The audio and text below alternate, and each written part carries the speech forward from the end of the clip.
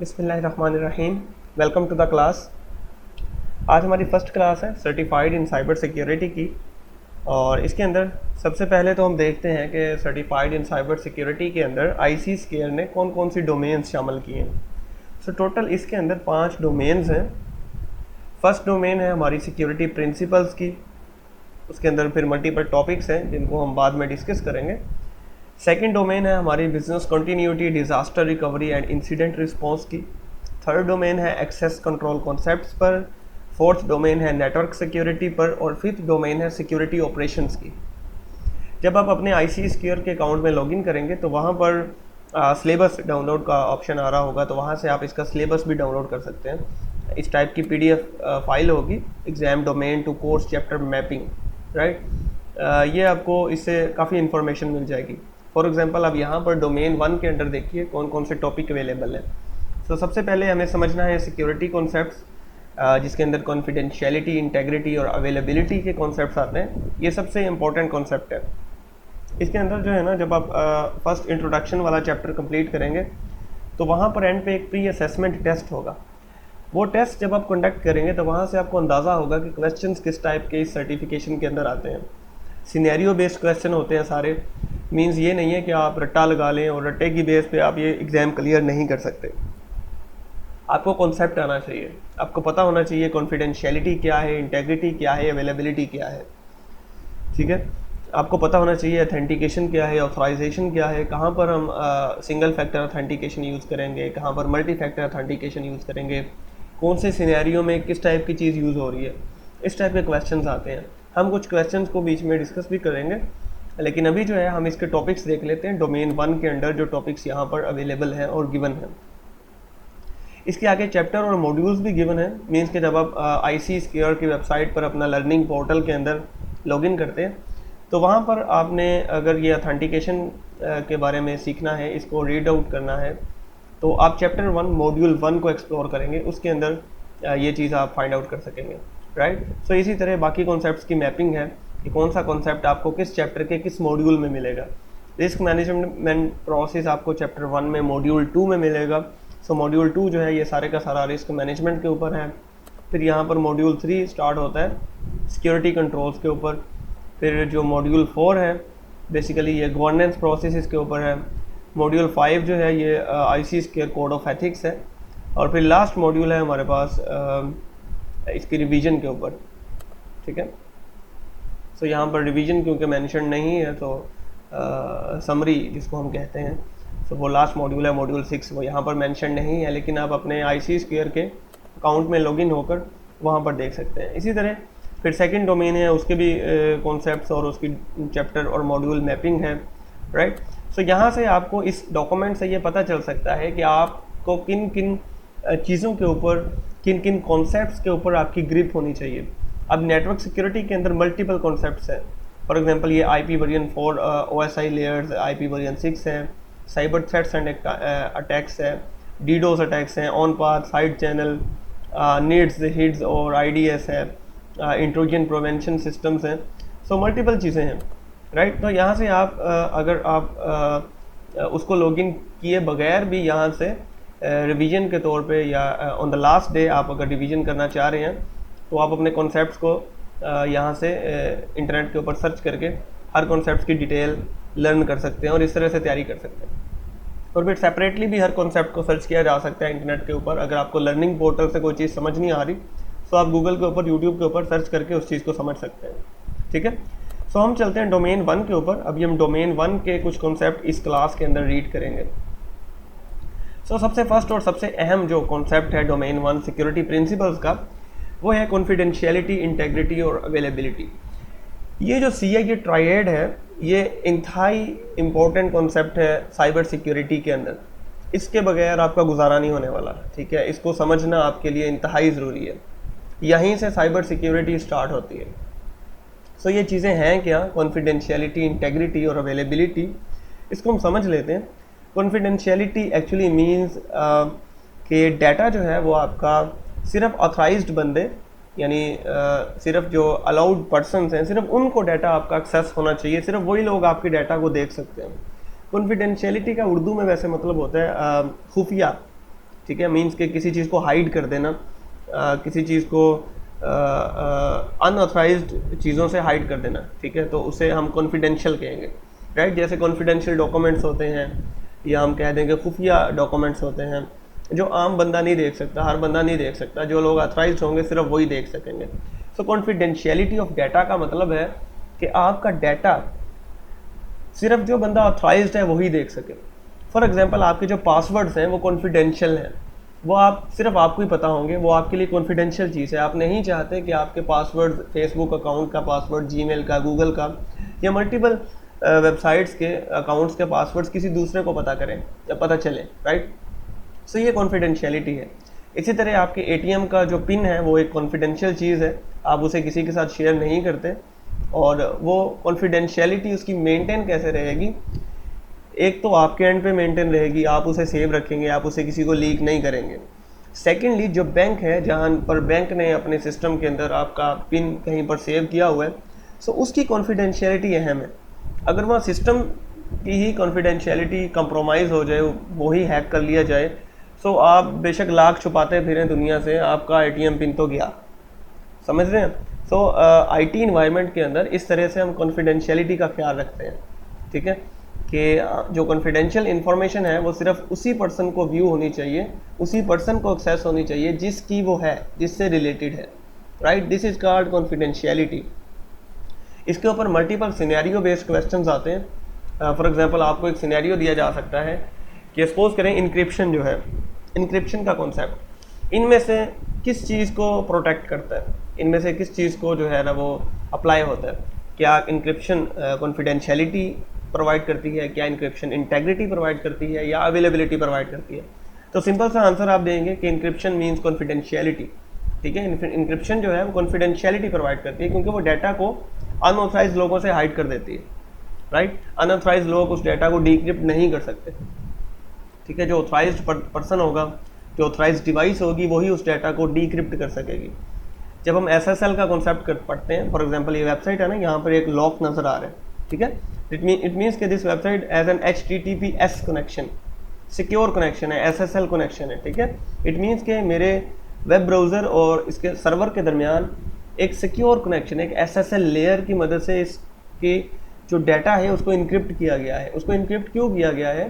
ताकि मेरे web browser और सर्वर के दरमियान अगर कोई बंदा बैठा हो, ठीक है, और वो पैकेट सारे कैप्चर कर रहा हो, और वो कैप्चर कर भी ले तो भी उसे डाटा ना मिले, वो डिक्रिप्ट नहीं कर सकेगा उस डाटा को, तो मेरे डाटा की कॉन्फिडेंशियलिटी मेंटेन रहेगी, राइट। सो इंक्रिप्शन का ताल्लुक कॉन्फिडेंशियलिटी के साथ है, ये बात आपने माइंड में रखनी है।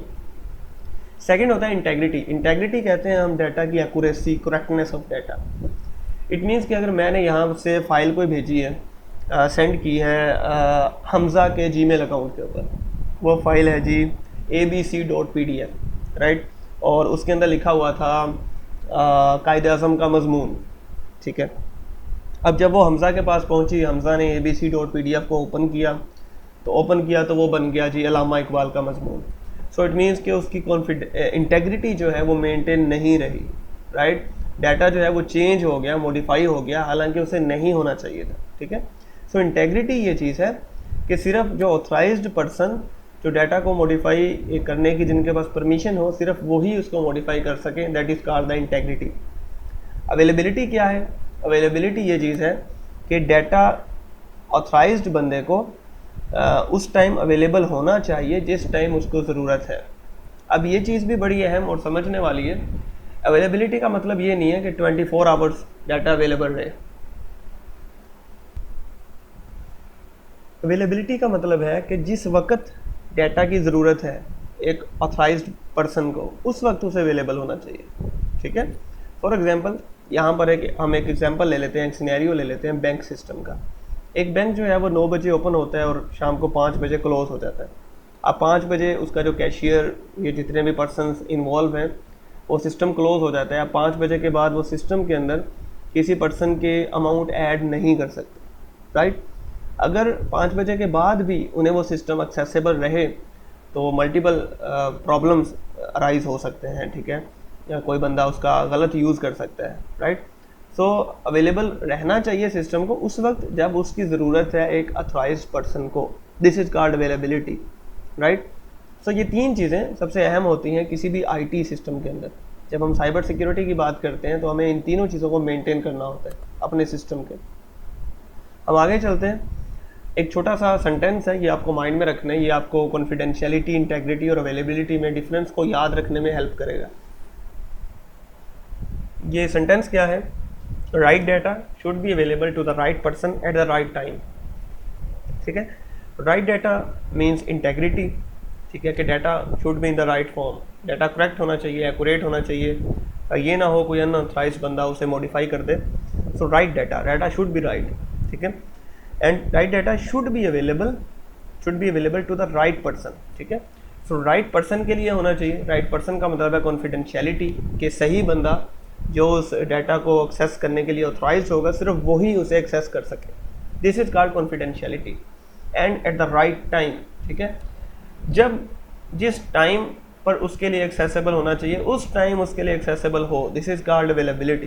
ठीक है, सो अवेलेबिलिटी का ताल्लुक है टाइम के साथ, कॉन्फिडेंशियलिटी का ताल्लुक है ऑथेंटिक बंदे के साथ, और इंटेग्रिटी का जो ताल्लुक है वो है जी राइट या एक्यूरेट डाटा के साथ। ठीक है, हम आगे चलते हैं। एक छोटा सा क्वेश्चन है, इसका आंसर आपने मुझे करना है।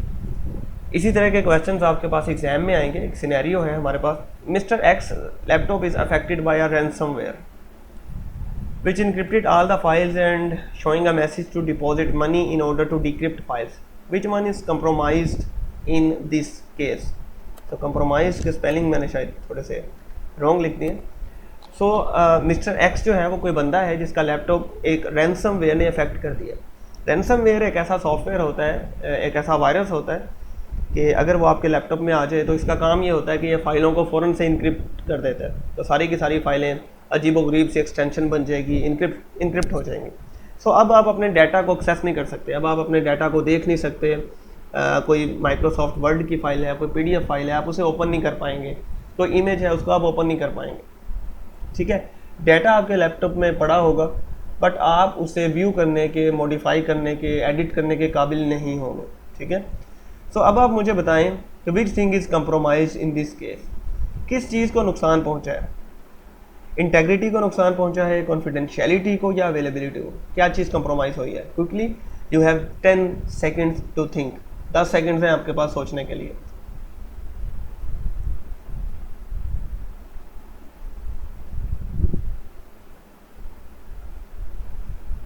ओके, तो confidentiality no, not at all.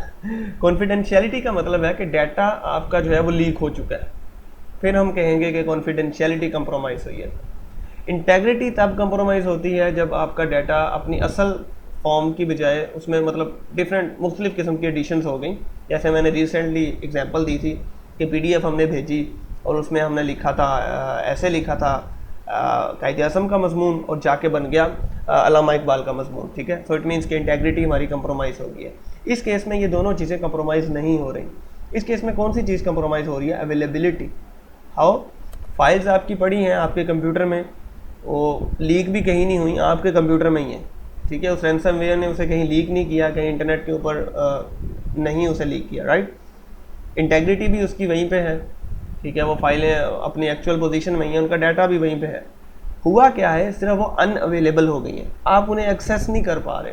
ठीक है, आपको ज़रूरत है, आपने फाइल ओपन करनी है, आपने रीड करनी है, बट आप नहीं कर पा रहे। सो इट मीन्स कि in such case availability is compromised, right. So इस टाइप के क्वेश्चंस आपके पास एग्जाम में आएंगे। सो आपको ये तीनों जो कॉन्सेप्ट्स हैं इनकी बड़ी अच्छे से प्रैक्टिस करनी है। इस टाइप के सिनेरियो बेस्ड क्वेश्चंस के ऊपर आप इनके प्रैक्टिस क्वेश्चंस सर्च कर सकते हैं, या आप जो IC स्क्वायर के ऊपर लर्निंग मटेरियल है उसको एक्सेस कर सकते हैं। ठीक है, सो ये क्योंकि हमारी एक क्विक किस्म की क्लास है, सो मैं चाहूँगा कि हम कम से कम टाइम में ज़्यादा चीज़ें कवर कर पाएँ। हम आगे चलते हैं। नेक्स्ट जो हमारा कॉन्सेप्ट है वो है authentication, authorization and non repudiation. So what is authentication? Authentication होता है कि वेरिफिकेशन ऑफ आइडेंटिटी। ठीक है, सपोज करें आप जो है किसी कॉलेज में पढ़ते हैं, कॉलेज ABC पब्लिक स्कूल। अब आप उस कॉलेज के स्टूडेंट हैं, आपके पास क्या प्रूफ है कि आप उस कॉलेज के स्टूडेंट हैं?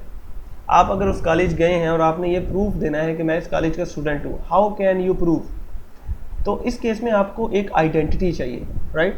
आपको कोई आईडी, कोई प्रूफ देना पड़ेगा कि मैं इस कॉलेज का स्टूडेंट हूँ। वो जो प्रूफ है वो ये साबित करेगा कि आप एक ऑथेंटिक पर्सन है, उसको ऑथेंटिकेशन कहेंगे, राइट? या तो आप उसका स्टूडेंट कार्ड दिखाएंगे, शो करेंगे, या कोई रिजल्ट कार्ड, या कोई भी ऐसी चीज़ जो ये साबित करे कि आप इस अदारे के तालिबे इल्म हैं, आप यहाँ पर पढ़ते हैं, राइट? तो वो चीज़ कहलाएगी authentication. Authentication verifies the identity, right? अगर मुझे ये प्रूव करना है कि मैं इस पाकिस्तान का सिटीज़न हूँ, so I will show my ID card, right, which will verify my identity, ठीक है? तो वो ID कार्ड क्योंकि पाकिस्तान का होगा, सो इट मीन्स कि I am an authentic person, authentic citizen of this country, right? ये चीज़ ऑथेंटिकेशन शो करेगी। And what is authorisation? इसमें बड़ा डिफरेंस है। बहुत से बच्चे ऑथेंटिकेशन और ऑथराइजेशन को मिक्स कर देते हैं, लेकिन there is a huge difference, इसमें बहुत बड़ा डिफरेंस है। Authorisation determines access rights. अब मैं आपको ऑथराइजेशन की एग्जांपल देता हूँ। सपोज करें भाई आप जो है इस कंट्री के एक कंट्री पाकिस्तान की एग्जांपल ले लेते हैं। आप पाकिस्तान के सिटीज़न हैं, ठीक है? आप एक ऑथेंटिक सिटीज़न हैं, आपके पास ID कार्ड है जो ये प्रूव कर रहा है कि आप इसी मुल्क के सिटीज़न हैं। तो क्या इस मुल्क के सिटीज़न होने की वजह से आप इस मुल्क के किसी भी जगह पे जा सकते हैं? किसी भी इदारे में घुस सकते हैं? आप नहीं जा सकते ना। आपने किसी आर्मी बेस के अंदर इंटर होना है, आप नहीं जा सकते। आप लाख दिखाते रहे अपना ID card, but you can't enter there, ठीक है? You can't enter there. आप किसी पुलिस स्टेशन के कंट्रोल रूम में नहीं जा सकते, राइट? क्यों नहीं जा सकते? Because you are not authorised to go there. आपके पास उसका एक्सेस नहीं है, आपके पास उसके एक्सेस राइट्स नहीं है, ठीक है? आप किसी पार्क में जा सकते हैं, पब्लिक प्लेस है, उसका राइट आपके पास है, उसके एक्सेस राइट आपके पास हैं। आप पार्क को एक्सेस कर सकते हैं, आप किसी प्ले ग्राउंड को एक्सेस कर सकते हैं, ठीक है? लेकिन आप किन किन चीज़ों को एक्सेस नहीं कर सकते? आप किसी पुलिस स्टेशन के कंट्रोल रूम को एक्सेस नहीं कर सकते, ठीक है? आप किसी ट्रेन के कंट्रोल रूम है उसको एक्सेस नहीं कर सकते, ठीक है? उनके लिए उनके ऑथराइज्ड पर्सन्स होंगे। या तो आप ऑथराइजेशन हासिल करें, और ऑथराइजेशन आप कैसे हासिल करेंगे? या तो आप उस डिपार्टमेंट के अंदर इंटर हो जाएं, उस डिपार्टमेंट के अंदर आपकी जॉब हो जाएगी, उस पोस्ट के ऊपर आपकी जॉब हो जाएगी, अब फिर आपके पास एक्सेस आ जाएगा कि आप इस जो लोकेशन है इसको आप एक्सेस कर सकते हैं, राइट? सो इसको ऑथराइजेशन कहेंगे।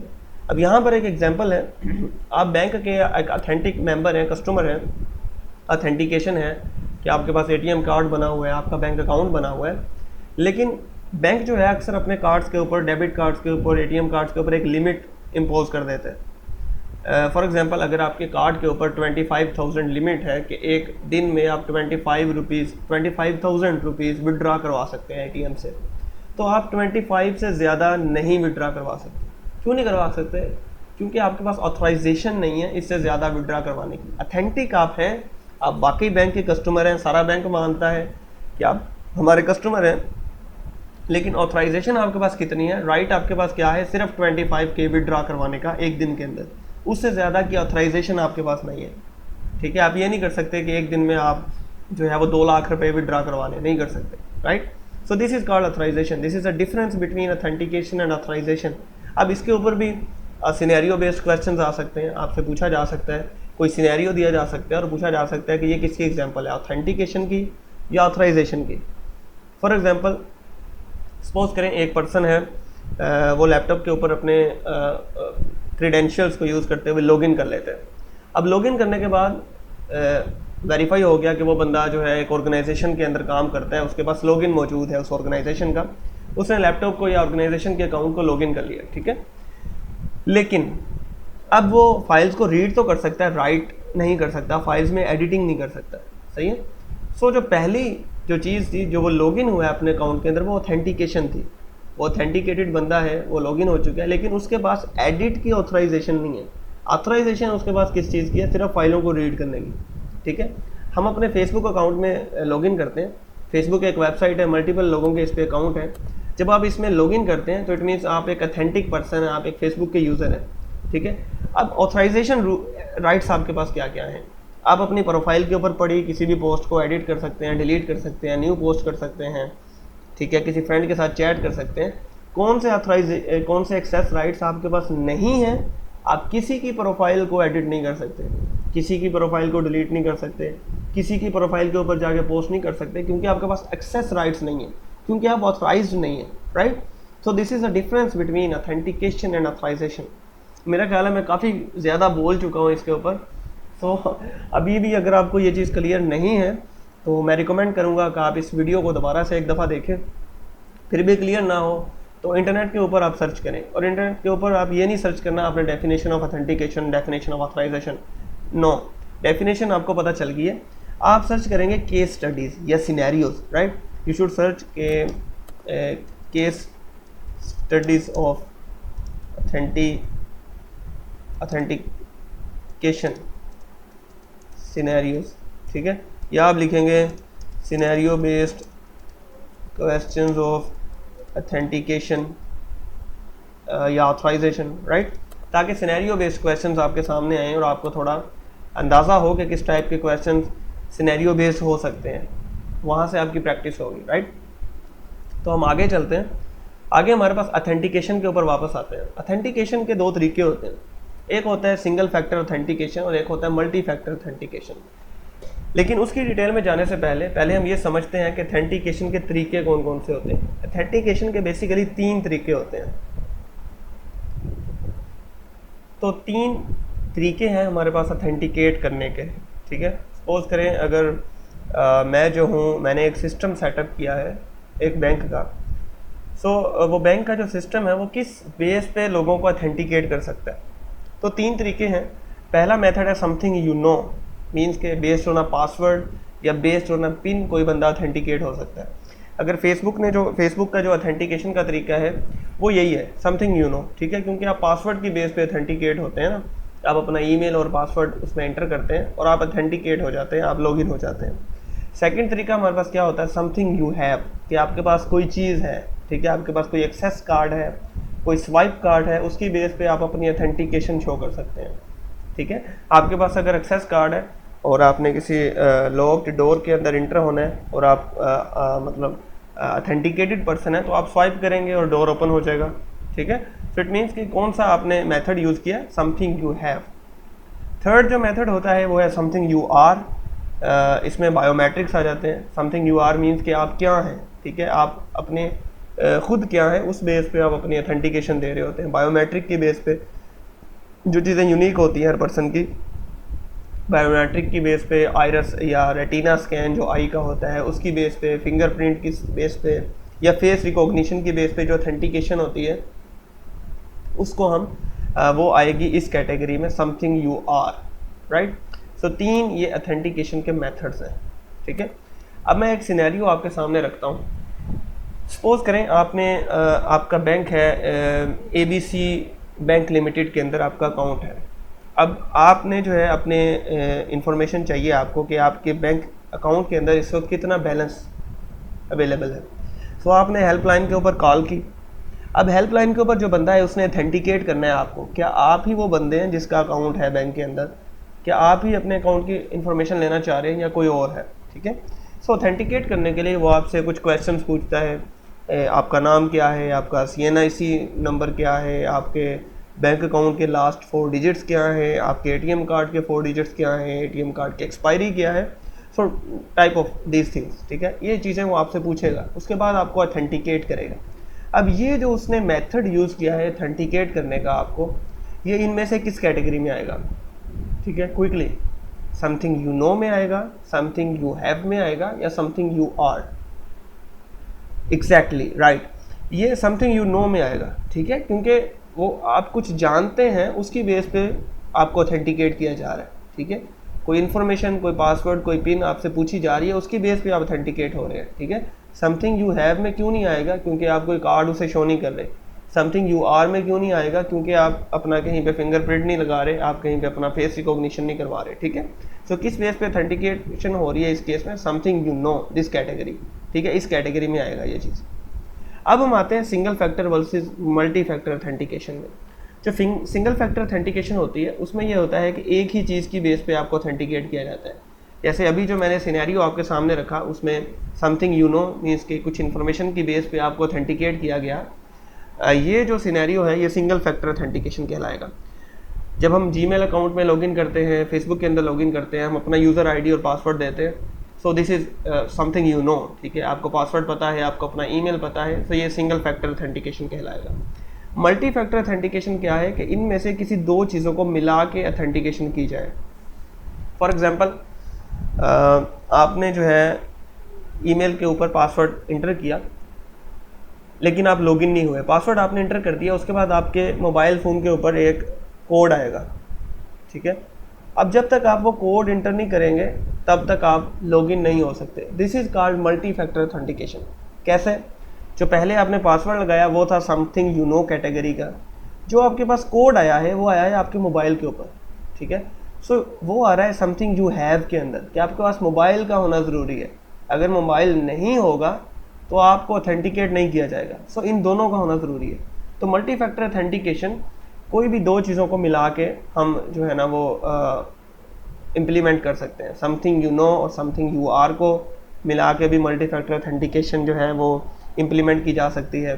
समथिंग यू नो और समथिंग यू हैव को मिला के भी मल्टी फैक्टर ऑथेंटिकेशन जो है वो यूज़ की जा सकती है। सपोज़ करें किसी जगह अगर ऐसा सिनेरियो है कि आपने अपना कार्ड स्वाइप किया है, लेकिन स्वाइप करने के बाद भी उसने आपको ऑथेंटिकेट नहीं किया। स्वाइप करने के बाद वो आपको कहता है कि आप अपना फेशियल रिकॉग्निशन जो है वो कैमरा के आगे करें, आपके फेस को स्कैन किया जाएगा। सो अब आप मुझे बताएं ये सिंगल फैक्टर ऑथेंटिकेशन है या मल्टी फैक्टर ऑथेंटिकेशन? एग्जैक्टली ये मल्टी फैक्टर ऑथेंटिकेशन है, क्योंकि हमें समथिंग यू हैव और समथिंग यू आर ये दो चीज़ें परफॉर्म की गई हैं। अब इसी तरह एक क्वेश्चन मैं और आपके आगे रखता हूँ कि आप एक एटीएम में जाते हैं, ठीक है। एटीएम में जाके आप कार्ड इंटर करते हैं, अपना एटीएम पिन डालते हैं और अपनी ट्रांजैक्शन कंप्लीट कर लेते हैं। तो एटीएम ने आपको ऑथेंटिकेट करने के लिए जो मेथड यूज़ किया, क्या वो सिंगल फैक्टर ऑथेंटिकेशन था या मल्टी फैक्टर ऑथेंटिकेशन? ये जो मेथड था बेसिकली ये मल्टी फैक्टर ऑथेंटिकेशन था। हाउ? क्योंकि आपने जाके आपको अपना कार्ड भी देना लाजमी है और साथ में पिन भी डालना, पिन इंटर करना भी लाजमी है, ठीक है। So PIN is an example of something you know and card is an example of, ATM card is an example of something you have, ठीक है। तो जब ये दोनों फैक्टर मिल गए so this is multi factor authentication. आपको अकेला पिन याद है तो भी आप एटीएम से विड्रॉ नहीं करवा सकते पैसे। आपके पास सिर्फ कार्ड है तो भी आप एटीएम से विड्रॉ नहीं करवा सकते, क्योंकि फिर भी आपकी ऑथेंटिकेशन नहीं होगी, ठीक है। सो या तो आपको पास दोनों चीज़ें होना लाजमी है, पिन भी आपको याद हो और आपके पास एटीएम कार्ड भी हो। कुछ अब एटीएम थोड़ी सी एडवांस भी हो गई हैं, उसमें इन दो फैक्टर्स को जो है ना यूज़ किया जाता है। मीन्स के समथिंग यू नो, आप अपना पिन लगाएंगे और साथ में आप अपना बायोमेट्रिक स्कैन करेंगे, ये भी मल्टी फैक्टर ऑथेंटिकेशन है। बस ये है इसमें कैटेगरीज, दो डिफरेंट कैटेगरीज को कंबाइन कर दिया है, something you know plus something you are, right. So I think कि अब तक जो है आपको ऑथेंटिकेशन, ऑथराइजेशन और single factor, multi factor authentication बड़े अच्छे से समझ आ गई होगी। इनके मज़ीद सिनेरियोज़ आप खुद से प्रैक्टिस कर सकते हैं। सिनेरियोज़ जो जितने मर्जी एक्सपैंड करते जाओ, आप अपनी रियल लाइफ से सिनेरियोज़ जो हैं वो हम एक्सट्रैक्ट कर सकते हैं, सोच सकते हैं कि यार यहाँ पे हम सिंगल फैक्टर ऑथेंटिकेशन करते हैं, यहाँ पर हम मल्टी फैक्टर ऑथेंटिकेशन करते हैं, राइट। अगर हम किसी जगह कॉलेज में एंटर होते हैं और हमें सिर्फ अपना आईडी कार्ड दिखाना पड़ता है, so that is a single factor authentication, ठीक है, क्योंकि हम सिर्फ कार्ड की बेस पे हमें एक्सेस मिल जाती है, ठीक है। हमें कोई कोड नहीं बताना पड़ता, हमें कोई अपना आइरस स्कैन, कोई बायोमेट्रिक स्कैन नहीं करवाना पड़ता, राइट। सो हम मल्टीपल एग्जांपल्स अपनी लाइफ से देख सकते हैं जहाँ पर सिंगल फैक्टर और मल्टी फैक्टर ऑथेंटिकेशन इम्प्लीमेंटेड है। हम आगे चलते हैं। So multi-factor authentication is made by using two forms of authentication to identify someone, ये हम देख चुके हैं। हम आगे चलते हैं नॉन रिपोर्टिएशन, ठीक है। ये शायद आपको न्यू कॉन्सेप्ट लगे। नॉन रिपोर्टिएशन इज़ अ टेक्निक जो है ना, जो यूज़ होती है किसी चीज़ का प्रूफ गेट करने के लिए। किस चीज़ का प्रूफ के? That a user actually performed an action. For example मैं सिनेरियो आपके सामने रखता हूँ। आपके पास जी मोबाइल के अंदर ऐप इंस्टॉल है ABC बैंक लिमिटेड की, आपके पास उस बैंक का अकाउंट है और उसके अंदर आपने रखवाया हुआ है जी 5,000 रुपया, ठीक है। हो सकता है आपके पास ज़्यादा हो, लेकिन हम एक एग्जांपल के लिए एक थोड़ा सा अमाउंट हमने ली है। तो आपने जो है ट्रांजैक्शन परफॉर्म की, आपने वो 5,000 रुपीज़ किसी को सेंड किए और बाद में आप पहुंच गए बैंक, और बैंक वालों को आपने जाके पकड़ लिया कि हाँ भाई मेरी तो ऐप के थ्रू 5,000 रुपये खुद ब खुद ही सेंड हो गए हैं, तो जी ये तो आपका कसूर है, बैंक का कसूर है, ऐप का कसूर है, तो मुझे तो मेरे 5,000 रुपये वापस चाहिए। अब बैंक तो फंस गया, ठीक है। तो इस चीज़ को हैंडल करने के लिए आईटी सिस्टम्स के अंदर ना, ऑनलाइन वर्ल्ड के अंदर ये काम बड़ा आसान है, क्योंकि इंसान की अपनी आइडेंटिटी सामने नहीं होती। सो किसी एक्शन को परफॉर्म करने के बाद मुकर जाना बड़ा आसान है, ठीक है। किसी जगह मैंने कोई गलत कमेंट कर दिया है, बाद में मैं मुकर सकता हूँ कि जी मेरा अकाउंट हैक हो गया था, किसी ने कमेंट कर दिया, राइट। सो इस चीज़ को सेव करने के लिए कि यूज़र ने जो एक्शन परफॉर्म किया है वो उसका प्रूफ हो हमारे पास कि वो इसी यूज़र ने परफॉर्म किया है, उसके लिए नॉन रिपोर्टिएशन टेक्निक्स यूज़ की जाती हैं। अब इस ऐप के केस में नॉन रिपोर्टिएशन टेक्निक्स क्या हो सकती हैं कि जिस टाइम पे ट्रांजैक्शन परफॉर्म हुई है उसका टाइम ऐप बैंक के सिस्टम में नोट हो जाए।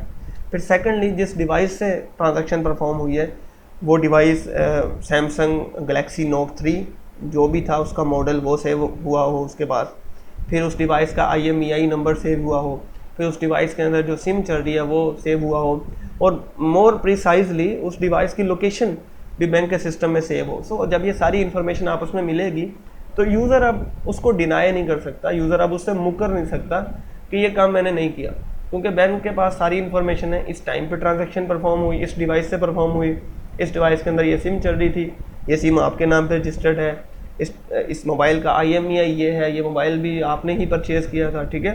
So bank has a proof, ठीक है। सो इस काम के लिए हम नॉन रिपोर्टिएशन टेक्निक्स यूज़ करते हैं। नॉन रिपोर्टिएशन को बेहतर किस तरह किया जाता है, लॉग्स, ठीक है। नेटवर्क के अंदर कोई भी एक्टिविटी परफॉर्म हुई है, सिस्टम पे कोई भी एक्टिविटी परफॉर्म हुई है, उसका लॉग जनरेट होता है। लॉग कहते हैं कि उसका एक ना रिकॉर्ड बन रहा होता है कि इस टाइम पे इस यूज़र ने ये एक्शन परफॉर्म किया, ठीक है। सो वो जो लॉग बन रहे होते हैं वो हमें हेल्प करते हैं नॉन रिपोर्टिएशन को अचीव करने के लिए, ठीक है। सो नॉन रिपोर्टिएशन के ऊपर भी सिनेरियो बेस्ड क्वेश्चन आ सकते हैं कि सपोज करें जी एक जो यूज़र था उसने कोई ट्रांजैक्शन परफॉर्म की, उसने एक अकाउंट डिलीट कर दिया, ठीक है, कोई फाइल डिलीट कर दी उसने ऑर्गेनाइजेशन के सिस्टम में से, और अब वो कहता है जी मैंने डिलीट नहीं की। तो आप किस तरह से इस चीज़ को एश्योर करेंगे कि इस चीज़ को, इसका प्रूफ आप कैसे तलाश करेंगे कि वो जो एक्शन परफॉर्म किया वो उसी यूज़र ने किया। तो सिंपल सा आपके पास आंसर होगा कि हम नॉन रिपोर्टिएशन टेक्निक यूज़ करेंगे। हमने जो नॉन रिपोर्टिएशन कंट्रोल इम्प्लीमेंट किए हैं अपनी ऑर्गेनाइजेशन के अंदर, हो सकता है हमारा सिस्टम कोई लॉग जनरेट करता हो, तो हम लॉग्स को व्यू करेंगे, लॉग्स को देखेंगे, लॉग्स को पढ़ेंगे और वहाँ से प्रूफ गेट करेंगे कि भाईजान ये एक्टिविटी आपने ही परफॉर्म की थी, ठीक है।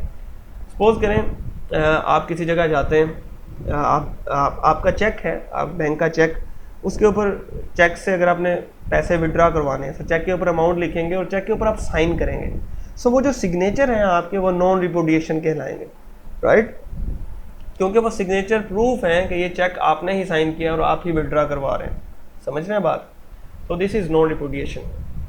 तो 3 चीज़ें हमारी कवर हो गई, ऑथेंटिकेशन, ऑथराइजेशन एंड नॉन रिपोर्टिएशन। उससे पहले हमने देखा था कॉन्फिडेंशियलिटी, इंटेग्रिटी और अवेलेबिलिटी। फिर हमने सिंगल फैक्टर और मल्टी फैक्टर ऑथेंटिकेशन को भी देखा, ठीक है। हम आगे चलते हैं। प्राइवेसी बड़ा इंपॉर्टेंट क्वेश्चन है, security versus privacy. What is the difference between security and privacy? So security जो है वो ये होती है कि सिस्टम आपका कितना सिक्योर है, ठीक है। वो जो एक्चुअल आईटी सिस्टम है जिसके अंदर इंफॉर्मेशन सेव्ड है वो कितना सिक्योर है, वो सिक्योरिटी कहलाएगी उसकी, ठीक है। क्या उसकी सिक्योरिटी वीक तो नहीं है? ये ना हो कि उसकी फिजिकल सिक्योरिटी वीक हो, वो बाहर ही पड़ा है, उसे कोई भी उठा के तो ले जाए, चलता बने। ये ना हो उसकी लॉजिकल सिक्योरिटी वीक हो, उसका पासवर्ड ही इतना वीक हो, पासवर्ड लगाया हो 1 2 3 4 5, कोई भी आए वो गैस करे और सारी इन्फॉर्मेशन एक्सेस कर ले, वो चीज़ें सिक्योरिटी में आएंगी। प्राइवेसी में क्या चीज़ें आती हैं कि someone's ability to control the information about him और हर, मेरी ये हक मेरा कि मैं अपने बारे में इंफॉर्मेशन को कंट्रोल कर सकूं, ये चीज़ प्राइवेसी कहलाएगी, ठीक है। फॉर एग्जांपल मेरी इन्फॉर्मेशन फेसबुक के ऊपर मैंने डाली हुई है काफ़ी सारी, मेरा जेंडर मेल है, मेरी बर्थडे क्या है, मैं किस इलाके से हूँ, किस जो है ना सिटी से हूँ, मैंने अपनी FSC कब की, मैंने अपना मैट्रिक कब किया, ठीक है, कब जो है मैंने कौन सा एक्शन परफॉर्म किया। तो ये सारी चीज़ें अगर फेसबुक किसी को लीक कर दे तो दैट मीन्स कि फेसबुक ने मेरी प्राइवेसी का ख्याल नहीं रखा, ठीक है। So I should have the control, ठीक है, मेरे पास कंट्रोल होना चाहिए कि मेरी इन्फॉर्मेशन कोई लीक ना कर सके, ठीक है। इसको हम प्राइवेसी कहते हैं। प्राइवेसी का ताल्लुक होता है PII से या PII। ये जो PII की टर्म है ये IT के अंदर या साइबर सिक्योरिटी के अंदर बहुत ज़्यादा यूज़ होती है। PII means personally identifiable information. PII उस इंफॉर्मेशन को कहते हैं जिसकी मदद से एक पर्सन को यूनिकली आइडेंटिफाई किया जा सके।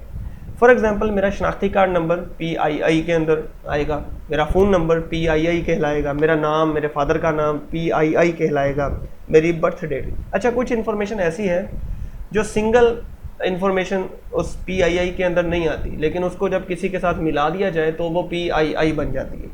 फॉर एग्जांपल अगर मेरा बर्थ डेट है 1 जनवरी 1990, तो अब 1990 और 1 जनवरी ये हज़ारों लोगों का बर्थ डेट होगा, तो सिंगल ये चीज़ PII नहीं कहलाएगी, क्योंकि ये किसी भी तरह से मुझे एक्सपोज नहीं कर रही है, किसी भी तरह से अकेले मुझसे मुतल्लक नहीं है।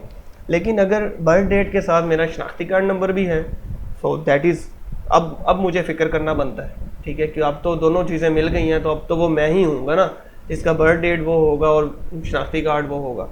सो दिस इज़ PII, ठीक है। सो जब भी प्राइवेसी लॉज बनते हैं किसी भी मुल्क में, कंट्री में, ऑर्गेनाइजेशन में, सो वो PII के रिलेटेड होते हैं। उनमें बताया जाता है कि हमने पर्सनली आइडेंटिफाइबल इंफॉर्मेशन को किस तरह से सेव रखना है, किस तरह से हैंडल करना है और यूज़र को कितना कंट्रोल देना है। मैं अगर यूज़र हूँ और मैं चाहता हूँ कि फेसबुक से मैं रिक्वेस्ट करूँ कि मेरा डाटा जितना भी आपके पास है वो डिलीट कर दें, तो एथिकली या अखलाकी तौर पे, मोरली तौर पे और लीगली तौर पे फेसबुक इस बात की पाबंद है कि मेरा डाटा जितना भी उनके पास है वो उसे डिलीट कर दे, क्योंकि मेरा डाटा है, मैं चाहता हूँ कि वो ना उसे अपने पास सेव रखे, राइट। सो ये चीज़ प्राइवेसी कहलाएगी कि मैं अपने बारे में इंफॉर्मेशन को, अपने बारे में डाटा को कंट्रोल कर सकूँ। मुझे किसके साथ शेयर करना है, किसके साथ नहीं शेयर करना, मुझे कौन सी चीज़ अपने बारे में शेयर करनी है, कौन सी चीज़ मुझे अपने से रिलेटेड नहीं शेयर करनी। This is called PII। और PII को सेव करने के लिए कौन सी टर्म यूज़ होती है? Privacy, right. नेक्स्ट है जी रिस्क मैनेजमेंट प्रोसेस। लेकिन अब तक पढ़ा के मैं काफ़ी थक गया हूँ, मुझे लगता है आप भी थक गए हैं। तो ये जो रिस्क मैनेजमेंट प्रोसेस है ये हम इंशाल्लाह अपनी नेक्स्ट क्लास में देखेंगे। तो मिलते हैं जी नेक्स्ट क्लास में इंशाल्लाह। Thank you so much. अल्लाह हाफिज़।